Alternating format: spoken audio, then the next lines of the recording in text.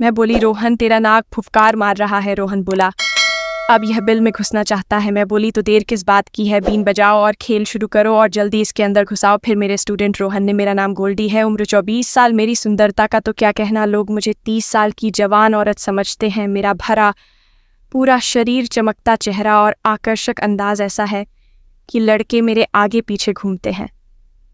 मैं एक private school में पढ़ाती हूँ और यहीं मेरी कहानी शुरू होती है। स्कूल में एक लड़का है, रोहन, कक्षा 10 का, हट्टा कट्टा स्मार्ट और इतना हैंडसम कि देखते ही दिल धड़क जाए। उसकी आंखों में एक अलग सी चमक है और वह मुझे हमेशा देखता रहता है। चाहे मैं क्लास में पढ़ा रही हूँ या कॉरिडोर में जा रही हूँ, उसकी नज़रें मुझ पर टिकी रहती हैं। पहले तो मैंने ध्यान नहीं दिया, लेकिन धीरे धीरे मुझे उसका यह अंदाज बहाने लगा। मैं भी कहाँ कम हूँ, अपने हुस्न के जलवे दिखाने का कोई मौका नहीं छोड़ती। कभी साड़ी का पल्लू थोड़ा सा सरक जाता है तो कभी बालों को लहराते हुए उसकी तरफ देख लेती हूँ। रोहन की बेचैनी साफ दिखती है।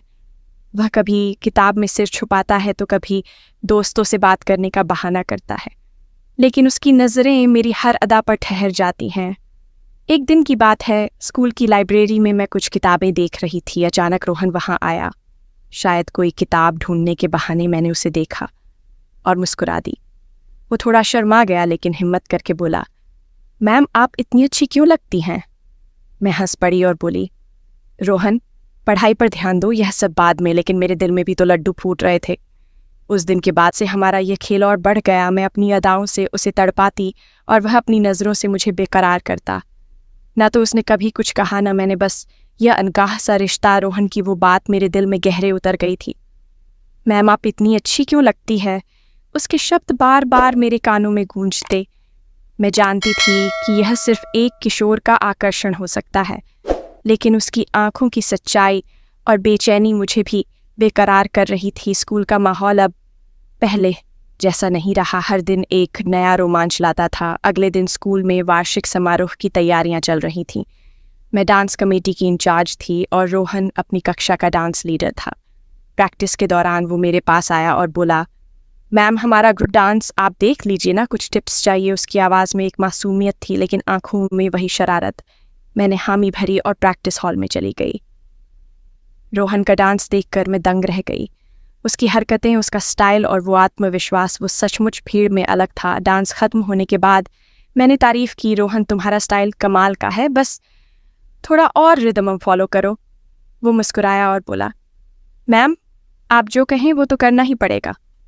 उसकी बात में छुपा मजाक मेरे चेहरे पर भी हल्की सी मुस्कान ले आया। समारोह का दिन आया। मैंने लाल रंग की साड़ी पहनी, जिसे देखकर सभी टीचर्स ने तारीफ की, लेकिन मेरी नज़रें बार बार रोहन को ढूंढ रही थी। स्टेज पर उसका परफॉर्मेंस शुरू हुआ और मैं देखती रह गई। वो सिर्फ डांस नहीं कर रहा था, बल्कि जिसे मेरे लिए परफॉर्म कर रहा था। हर सटे, हर नज़र मेरी तरफ थी। भीड़ में तालियां बजी, लेकिन मेरे लिए वह पल सिर्फ हमारा था। परफॉर्मेंस के बाद वह मेरे पास आया, पसीने से तर, लेकिन चेहरे पर वही चमक।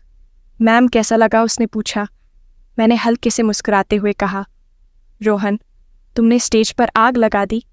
वो हंसा और बोला, मैम ये आग तो आपकी वजह से है। मैंने बात टाल दी, लेकिन मेरे दिल की धड़कनें तेज़ हो गई। उस रात मैं सोचती रही, ये क्या हो रहा है? मैं एक टीचर हूँ और वो मेरा स्टूडेंट, लेकिन दिल तो दिल है ना, उम्र देखता है ना नियम।